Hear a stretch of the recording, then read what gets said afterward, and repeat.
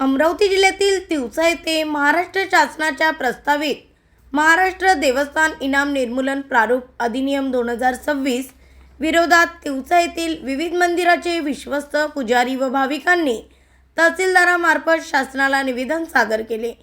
प्रस्तावित कायद्यामुळे देवस्थानाच्या इनाम जमिनी व धार्मिक संस्थांच्या स्वायत्तेवर परिणाम होण्याची भीती व्यक्त करत हा अधिनियम मागे घेण्याची मागणी करण्यात आली। तसेच देवस्थानाच्या मालमत्तेचे संरक्षण, अतिक्रमण रोखण्यासाठी कठोर कायदे, विशेष न्यायालय आणि हरकतींसाठी मुदतवाढ देण्याची मागणीही यावेळी करण्यात आली। मोठ्या संख्येने मंदिर विश्वस्त व पदाधिकारी उपस्थित होते। महाराष्ट्र देवस्थान इनाम निर्मूलन प्रारूप अधिनियम 2026 विरोधात तिवसा येथे मंदिर विश्वस्त आणि भाविकांनी शासनाला निवेदन सादर केले। देवस्थानाच्या जमिनी व धार्मिक संस्थांचे हक्क अबाधित ठेवण्याची मागणी यावेळी करण्यात आली। ब्युरो रिपोर्ट एमबी न्यूज महाराष्ट्रातील बातमीपत्र। Bureau chief Sunil Ghormade. मी निलेश ठवलारे आज तिवसा तालुक्यामधील सर्व मंदिर विश्वस्त इथे मोठ्या संख्येने उपस्थित आहे। आजच्या निवेदनाचा महत्त्वपूर्ण विषय आहे ते म्हणजे इनामी जमीन निर्मूलन अधिनियम जो सरकार प्रस्तावित करत आहे याचा आम्ही सर्व मंदिर विश्वस्त निषेध करत आहोत। कारण संस्थानांना मिळालेली जी इनाम जमीन आहे ती कोणाच्या वैयक्तिक खाजगी होऊ शकत नाही। सर्वोच्च न्यायालयाच्या अशा गाईडलाईन आहे।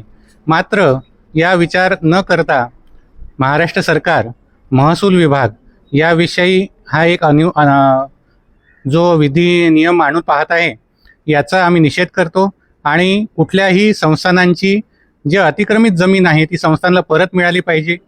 इनामी जमीन अधिनियम हा पाठीमागे घेतला जावा आणि विनाशर्त घेतला जावा यासाठी आम्ही सगळ्यांनी आज 9 संस्थानांचे विश्वस्त इथे उपस्थित आहे आणि त्यांनी हा हरकत पत्र प्रशासनाला दिलं आहे आणि मुख्यमंत्री आणि महसूल विभाग यांना निवेदन सुद्धा देण्यात आलं आहे।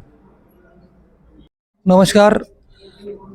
इनाम जमीन निर्मूलन अधिनियम हा प्रस्तावित कायदा रद्द व्हावा याकरिता आज तिवसा तालुक्यातील सर्व जवळपास 8 ते 10 मंदिर विश्वस्त आपापल्या संस्थान प्रतिनिधी म्हणून इथं हजर झालेले आहेत।